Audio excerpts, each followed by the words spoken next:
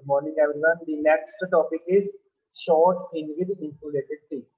तो इसका मैं मीनिंग समझा दूं कि इसका मीनिंग क्या है. We have a short fin, means एक fin है जिसकी लेंथ क्या है, एक डेफिनेट लेंथ है. ठीक है, बहुत ज्यादा लंबी नहीं लेंथ है, एक डेफिनेट लेंथ है उसकी. और जो ये टिप है, जो ये वाली टिप है यहाँ पे, इस टिप को हमने इंसुलेट कर रखा है. मीन्स यहाँ से कोई भी हीट ट्रांसफर नहीं हो रही. हीट ट्रांसफर हो रही है या तो इस डायरेक्शन में या इस डायरेक्शन. ठीक है, या इस सरफेस से हो रही है या इस सरफेस से. इस सरफेस से कोई भी हीट ट्रांसफर पॉसिबल नहीं है, बिकॉज हमने यहाँ पे इंसुलेशन प्रोवाइड कर रखी है. तो इस केस को किस तरीके से सॉल्व करना है उसको हम देखते हैं. Fins are not likely to be so long that their temperature approaches to the surrounding temperature at the tip. In the real life situations, the fins are short, and to simplify them, to simplify the mathematical analysis, the fins is considered as short, and heat loss from the tip of the fin is neglected. तो short fin का case क्या है, देखो कि हमारे पास जो ये सरफेस है, सरफेस के साथ एक फिन अटैच. शॉर्ट फिन है मींस इतनी सी फिन है कि जो इसका एंड के ऊपर, जो अदर एंड है, उसके ऊपर जो क्रॉस सेक्शन है वो बहुत ही छोटा है. छोटा है दैट मीन्स वहां से हीट ट्रांसफर पॉसिबल है ही नहीं. तो उसको हमने क्या ले लिया, एज कंसीडर कर लिया कि as a insulated tip. Insulated tip का मीनिंग क्या है यहाँ पे. इंसुलेटेड टिप का मीनिंग ये नहीं है कि हमने फिन के ऊपर कोई इंसुलेशन प्रोवाइड कर रखी है. इंसुलेटेड टिप का मीनिंग है कि उसका जो एरिया है, क्रॉस सेक्शन एरिया है एट द एंड.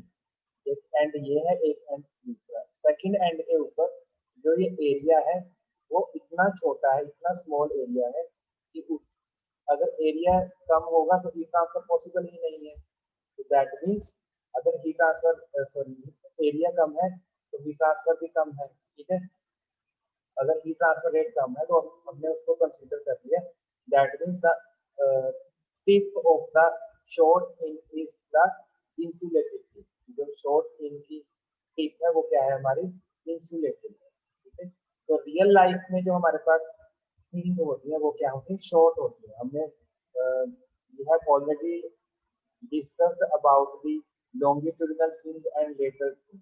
ठीक है, अब हमने बाइक की बात की थी. बाइक के ऊपर जो फिन्स होती हैं, अब उसकी लेंथ क्या होती है, बहुत बड़ी होती है नहीं. उसके ऊपर जो लेंथ होती है, बाइक के ऊपर जो इंजन है, इंजन के ऊपर जो फिन्स है वो क्या होती है, शॉर्ट फिन्स है. ठीक है, जो हमारी इलेक्ट्रिक मोटर्स हैं, इलेक्ट्रिक मोटर्स के ऊपर जो हमारे पास फिन्स हैं that are also short fins. तो जो रियल एप्लीकेशन है उसमें जो फिन्स होती है दैट आर वेरी शॉर्ट और शॉर्ट. ठीक है, वहां पे लॉन्ग फिन्स को हम कंसीडर नहीं करते. So it is because the surface area at the tip of the fin is very small as compared to the total surface area of the fin. So when the heat loss from the tip of the fin is neglected, such fins are fins with adiabatic tip. इस fin को हम क्या बोलते हैं, adiabatic. अब देखो adiabatic क्यों बोलते हैं, अगर उस टिप में से, ठीक है, जो इंसुलेटेड टिप है, टिप मींस जो दूसरा एंड है, ठीक है, इस तरीके से यहाँ से क्रॉस सेक्शन एरिया इसका ज्यादा है. ठीक है, जैसे जैसे आगे बढ़ते जा रहे हैं, टिप जब जो फिन हमारी खत्म होती जा रही है तो वहां पे इसका एरिया बिल्कुल स्मॉल एरिया हो गया. ठीक है, तो इस एंड को हमने क्या ले लिया, इंसुलेटेड टिप, और इसको हम बोलते हैं adiabatic. What is adiabatic process, adiabatic is neither heat enters nor heat can come out. ना तो हीट एंटर हो सकती है, ना ही हीट उस सिस्टम से बाहर जा सकती है. इस सिस्टम को हम क्या बोलते हैं, एडियाबैटिक प्रोसेस. तो अगर इसका यहाँ पे टिप बहुत छोटी है, ठीक है, इसका एरिया ऑफ क्रॉस सेक्शन क्या है, बहुत स्मॉल एरिया है, तो दैट मीन्स इसको आप इंसुलेटेड टिप भी बोल सकते हैं और एडियाबैटिक टिप भी. क्वेश्चन में अगर आपको आ जाए कि short fin with adiabatic tip या short fin with insulated tip, तो दोनों का मीनिंग सेम. ठीक है, अब आ जाओ यहाँ पे जो 4 पैरामीटर्स डिस्कस करने हैं वो किस तरीके से हमें सोल्व करने हैं. ठीक है, जो ये वाली इक्वेशन है that is governing differential equations for all types of fins, ठीक है। ये सारी तरह की फिन्स है उसके लिए एप्लीकेबल है। किसी भी तरह की कोई भी फिन है, ठीक है, चाहे लॉन्ग फिन है, वेरी शॉर्ट है, short fin with adiabatic fin है, किसी भी टाइप की फिन है, सबके लिए यही इक्वेशन एप्लीकेबल है, ठीक है। डिफरेंस क्या है, जो यहाँ पे C1 C2 है, ठीक है, कॉन्स्टेंट्स हैं जो, इनकी हमें वैल्यूज फाइंड आउट करनी है। अब इनकी जो वैल्यूज है वो कहाँ से फाइंड आउट करनी है, बाउंड्री कंडीशन से, ठीक है। तो लास्ट भी हमने जो बाउंड्री कंडीशंस डिस्कस की थी, तो इस केस में शॉर्ट फिन के केस में बाउंड्री कंडीशंस डिफरेंट हो जाएंगी, और उन डिफरेंट बाउंड्री कंडीशंस के बेस के ऊपर इस इक्वेशन का हमें सॉल्यूशन देंगे, ठीक है। उस सॉल्यूशन का यूज करके हम temperature distribution, heat transfer rate, efficiency and effectiveness, what are the boundary conditions, इस केस में बाउंड्री कंडीशंस है क्या, तो यहाँ पे हम देखते हैं कि बाउंड्री कंडीशंस इन्होंने मेंशन क्या कर रहे हैं। एट देखो यहाँ पे हमारे पास एक इस तरीके की फिन है, ठीक है। यहाँ पे जो एक्स है 0 मीन्स यहाँ से फिन शुरू हो रही है, इस पॉइंट से, इस ग्रीन पॉइंट से फिन स्टार्ट हो रही है, और इसकी लेंथ कितनी है, एल लेंथ है, और यहाँ पे एक्स कितना है, एल। एक्स मीन्स एक्स कोई भी डिस्टेंस हो सकता है, इस पॉइंट तक, इस पॉइंट तक, इस पॉइंट तक, दूसरे एंड के ऊपर एक्स कितना हो गया, एल हो गया। At x is 0, theta is theta s. इसका मीनिंग क्या है, देखो एक्स जब 0 है दैट मीन्स ये आपका सरफेस है, ठीक है। सरफेस के ऊपर जो टेम्परेचर है वो क्या है, सरफेस टेम्परेचर। थीटा एस का मीनिंग क्या है, Ts माइनस टी इंफिनिटी, ठीक है। जो चेंज है वो दैट इज वो क्या है हमारे पास, सरफेस माइनस एम्बिएंट टेम्परेचर। अगर किसी पॉइंट के ऊपर होता है उसको हम लेते हैं T माइनस टी, ठीक है।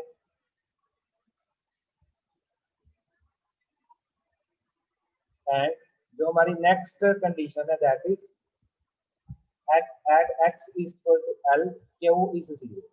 देखो at x equal to l, x is equal to l means दूसरा एंड है, जो एक्सट्रीम एंड है, उस एंड के ऊपर हीट ट्रांसफर रेट क्या है, 0। क्योंकि हमने क्या डिस्कस किया अभी, एडियाबैटिक टिप है या इंसुलेटेड टिप है। अगर इंसुलेटेड है या एडियाबैटिक है तो हीट ट्रांसफर रेट क्या हो जाएगा, 0 हो जाएगा। तो सेकंड कंडीशन क्या होगी कि जो x is equal to l, q is equal to 0। दोनों को इस इक्वेशन, इस चीज को हमने जो हमारी डिफरेंशियल इक्वेशन है उसमें पुट करेंगे और C1 C2 की वैल्यू निकालेंगे, ठीक है। फर्स्ट जो बाउंड्री कंडीशन है that is x is equal to 0, theta equal to theta S, तो इसी इक्वेशन में डालना है फर्स्ट बाउंड्री कंडीशन। थीटा किसके इक्वल है, थीटा एस के।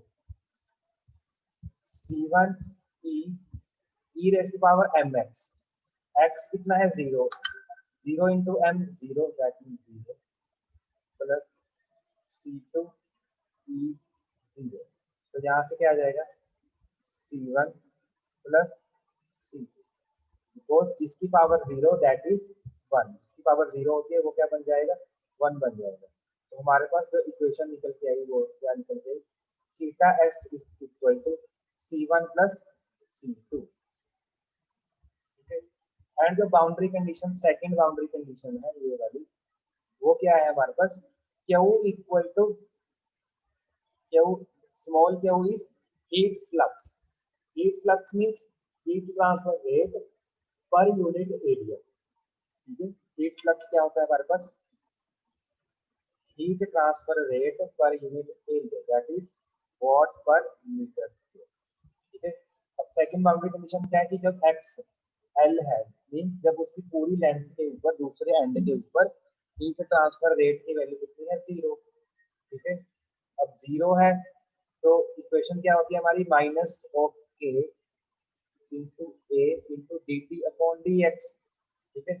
Since conductivity can never be 0, conductivity क्या है जीरो नहीं हो सकती। जैसे आपके पास ये पिन है, ठीक है, पिन किसी सॉलिड मटेरियल की बनी हुई है, माइल्ड स्टील की है, आयरन की है, एल्यूमिनियम की है, कॉपर की है, ठीक है, सॉलिड मटेरियल की बनी हुई है, उसकी कुछ ना कुछ तो कनेक्टिविटी होगी, तो that it can never B zero. Area can never B zero. अब देखो इंसुलेटेड टिप का मीनिंग क्या है कि कुछ ना कुछ तो एरिया है, स्मॉल एरिया है, बट जीरो नहीं हो सकता, कुछ ना कुछ तो एरिया है, that means area can never B zero. अब कंडक्टिविटी जीरो नहीं हो सकती, एरिया भी जीरो नहीं हो सकता। जीरो क्या हो सकता है? Temperature gradient. तो therefore dt upon dx equal to zero, ठीक है। अब देखो t को हमने पहले भी यूज किया था, t को हम किस टर्म्स में यूज कर सकते हैं? थीटा की फॉर्म से, ठीक है। जो t है, जैसे हम थीटा s लिखते हैं, theta s, what is theta s? ts minus t infinity. Similarly जो ये कैपिटल टी है, इसको हम थीटा लिख सकते हैं, that is d theta upon D x is equal to zero. कहाँ पे? x इक्वल टू एल पे। तो दो बाउंड्री कंडीशंस निकल के आई हमारे पास जो solution, one is theta S equal to c1 plus c2 and second is this. इन दोनों का यूज करके हमें c1 c2 की वैल्यूज निकालनी है। उस c1 c2 की वैल्यूज को फिर हमने इसी इक्वेशन में डालना है, ठीक है। इसी इक्वेशन में डालेंगे तो वो हमारा क्या बन जाएगा? Temperature distribution. One by one discuss करते हैं। इसके आगे क्या करना है देखिए। अब देखिए हमारे पास सॉल्यूशन क्या है इक्वेशन का?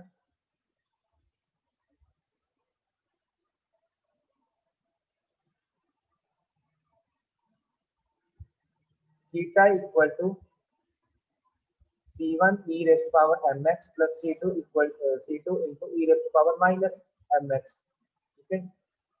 देन हमारे पास क्या आ गया? इस चीज का हमने डेरिवेटिव किया, इसको डेरिवेटिव किया तो डेरिवेटिव क्या आ जाएगा? विद रिस्पेक्ट टू एक्स करना है। तो c1 कांस्टेंट है, e raised to power mx का डेरिवेटिव, m कांस्टेंट बाहर आ गया, e raised to power mx, c2 into e raised to power minus mx का डेरिवेटिव किया। देखो हमारे पास क्या है? c2 e raised to power minus mx, c2 क्या है? कांस्टेंट है, ठीक है। e raised to power x का डेरिवेटिव क्या होता है? e raised to power x। e raised to power minus x का क्या होता है? e raised to power minus x, और माइनस x का फर्दर डेरिवेटिव करोगे तो आगे माइनस आ जाएगा। Similarly e raised to power minus mx का डेरिवेटिव आएगा, e raised to power minus mx into minus m। तो ये क्या बन जाएगा? Minus of c2 e minus mx। तो ये लिख दिया हमने, minus of c2 e raised to power minus mx, ठीक है। यहाँ पे माइनस कॉमन है और यहाँ पे, और यहाँ पे माइनस m भी आएगा, ठीक है, साथ में। तो दोनों में minus m, sorry m common है, तो अंदर क्या बचा? c1 e raised to power mx minus c2 e raised to power minus mx, ठीक है। Next we have boundary condition. First boundary conditions क्या निकल के आई थी? Theta S equal to c1 plus c2। तो यहाँ से हमने c2 की वैल्यू निकाली, that is theta s minus c1। इस c2 की वैल्यू को इसी इक्वेशन में डाल दिया, ठीक है। तो क्या बनेगा? D theta upon D x equal to m into c1 e raise to power mx minus c2 की जगह क्या आएगा?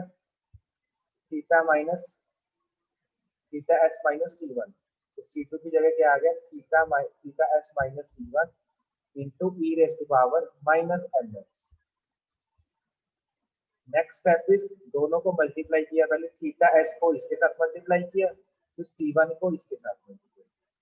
तो इक्वेशन क्या निकल के आई? m is equal to c1 into e raise to power mx minus theta s into e raise to power minus mx minus minus plus c1 into e raise to power minus x mx। दोनों को हमने क्या किया यहाँ पे? अलग अलग कर दिया, ठीक है, मल्टीप्लाई कर दिया। तो सेकंड बाउंड्री कंडीशन क्या थी? जब आपकी x इक्वल टू एल है तो D theta upon D x क्या हो जाएगा? जीरो हो जाएगा, ठीक है। तो इसको हम इसमें इस इक्वेशन में डालेंगे।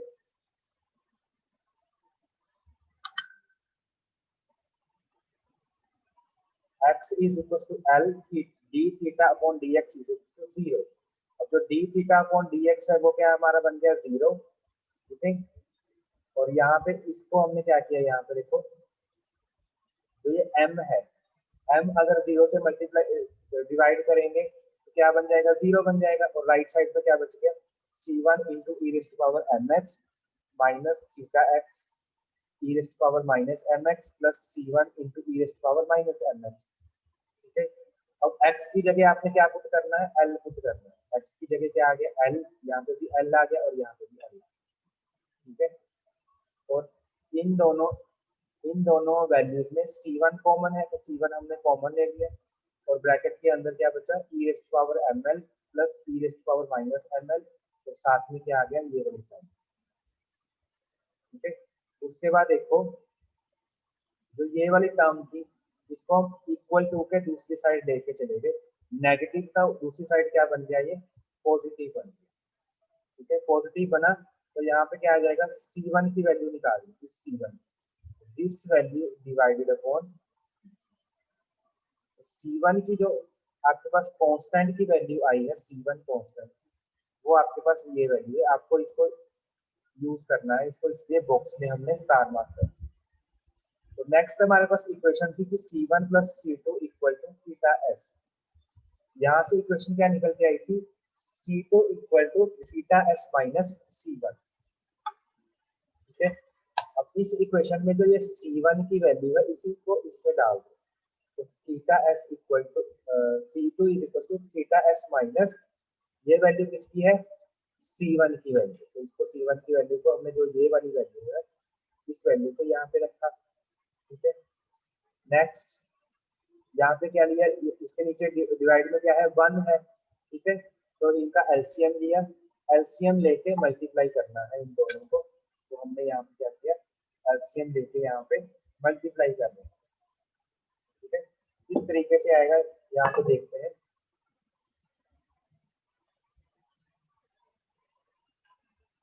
यहाँ पे है थीटा एस, इसी स्टेप को मैं दिखा रहा हूँ, minus theta s e raise to power minus ml divided upon e raise to power ml plus E raise to power minus ml।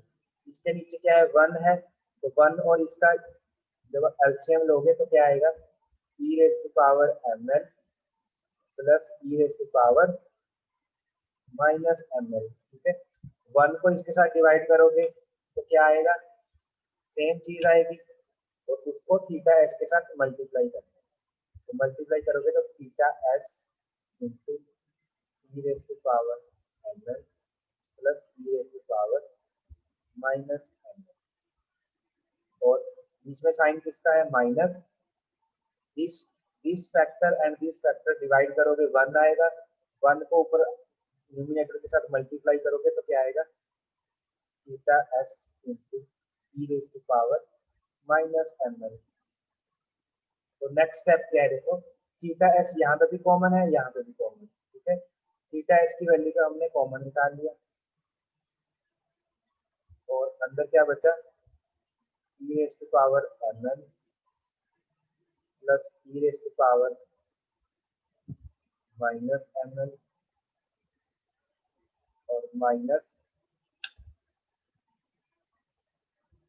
E raise to power minus ml divided upon e raise to power ml plus E raise to power minus ml, ठीक है।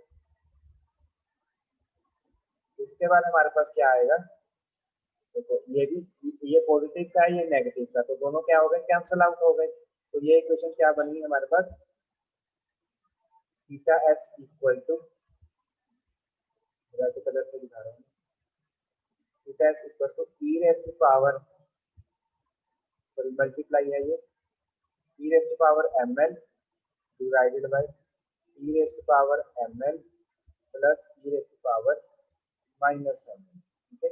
तो ये किसकी value आई हमारे पास, C2, C1 की value ये वाली है और C2 की वैल्यू थी, तो इन दोनों वैल्यूज को हम यूज करेंगे तो नेक्स्ट C1 C2 की वैल्यू की, ठीक है। तो यहाँ पे जो हमारे पास C1 की वैल्यू है this this is C1 and this is C2, इन दोनों की वैल्यूज को हमने इक्वेशन में डालना है, जो जनरल इक्वेशन है वहां पे हमें हमारे पास सॉल्यूशन निकल के आएगा।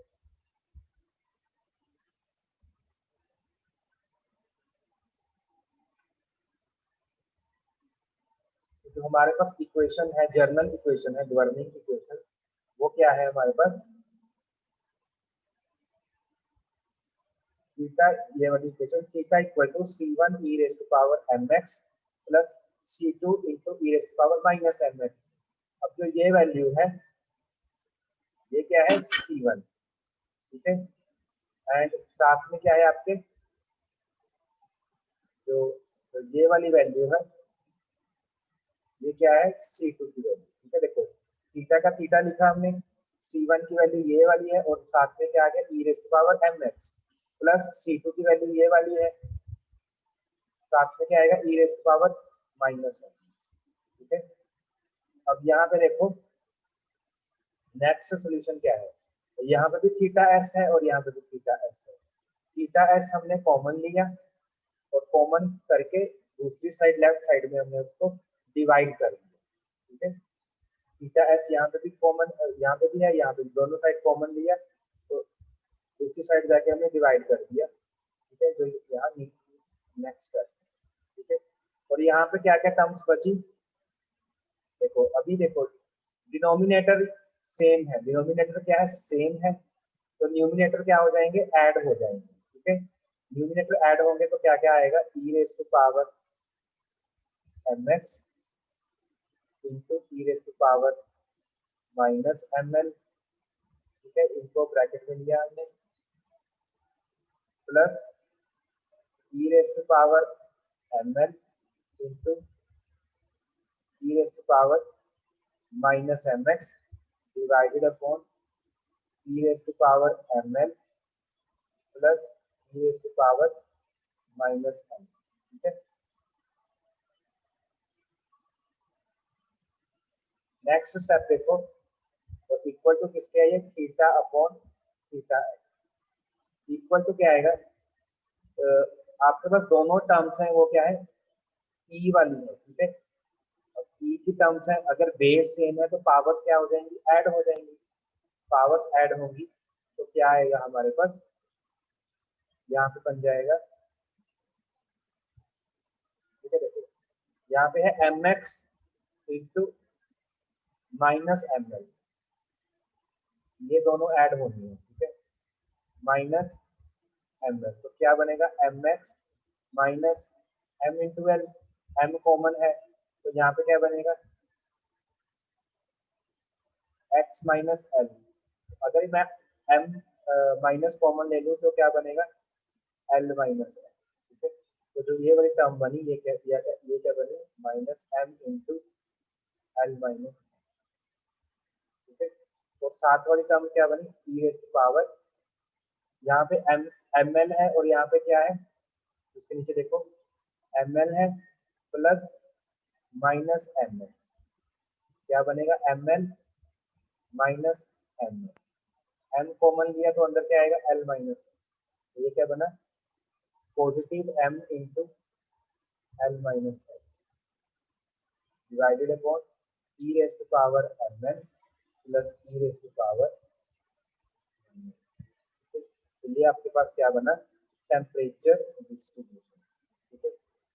तो जो ये वाला टर्म है ये आपके पास जनरल फॉर्म में क्या बना टेम्परेचर डिस्ट्रीब्यूशन, ठीक है।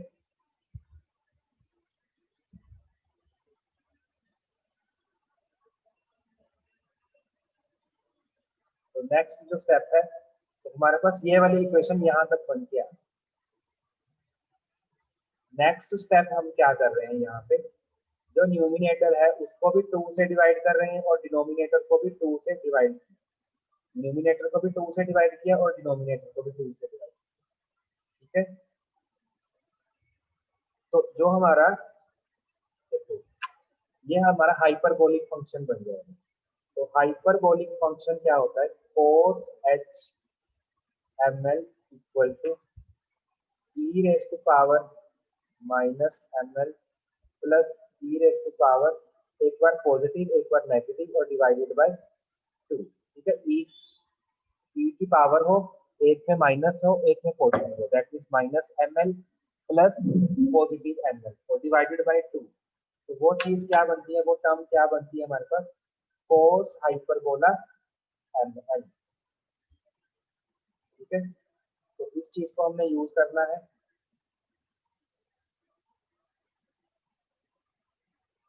तो हमारे पास देखो ये वाली टर्म है हमारे पास, यहाँ पे क्या ई रेस टू पावर एक बार माइनस में है एक बार पॉजिटिव में है और डिवाइडेड बाय हमने क्या लिखा है यहाँ पे 2 लिखा है। ठीक है, तो जो ये वाली इक्वेशन है ऊपर वाली, ये हमारे पास क्या बन जाएगी, कोस एच एम। अब एल की जगह क्या है, एल माइनस है, तो साथ में क्या आ जाएगा, एल माइनस, और जो नीचे है डिनोमिनेटर वो भी क्या बन जाएगा, cos h ml। ठीक है, so this is the temperature distribution for the short fin. तो आपको जो जर्नल फॉर्म में याद रखना है, ये वाली इक्वेशन याद रखनी है, this is the temperature distribution for the short fin. ठीक है,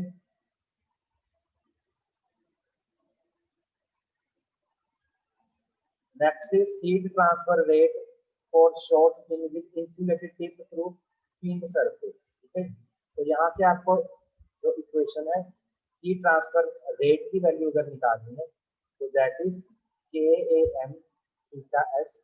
तो ये तो हमने लॉन्ग फिन के लिए भी निकाला था, साथ में क्या आ जाएगा, tan h m l, tan h, tan hyperbolic into m l. ठीक है, और जो फिन एफिशिएंसी है, फिन एफिशिएंसी हमने लॉन्ग फिन के लिए क्या निकाली थी, 1/ml, बट शॉर्ट फिन के लिए क्या आ जाएगा, tan हाइपरबोलिक इनटू ml। अब यहाँ पे ये चीज का ध्यान रखना है कि जो ये ml है ये ब्रैकेट के अंदर है। ठीक है, ml के साथ ml डिवाइड नहीं हो सकता। जैसे आप tan थीटा है तो डिवाइडेड बाय थीटा है, tan थीटा और थीटा को कैंसिल आउट नहीं कर सकते बिकॉज ये क्या है, एंगल है। ठीक है, तो जो ml है यहाँ पे एंगल है और यहाँ पे क्या है, वैल्यू। तो आप जो ये वाला ml है और ये वाला ml, इसको आप डिवाइड नहीं कर सकते। सिमिलरली फिन एफिशिएंसी क्या होती थी, am अपॉन h, इसके लिए किस केस में होती थी ये, लॉन्ग फिन के केस में। शॉर्ट फिन के केस में साथ में क्या आ जाएगा, tan हाइपरबोलिक।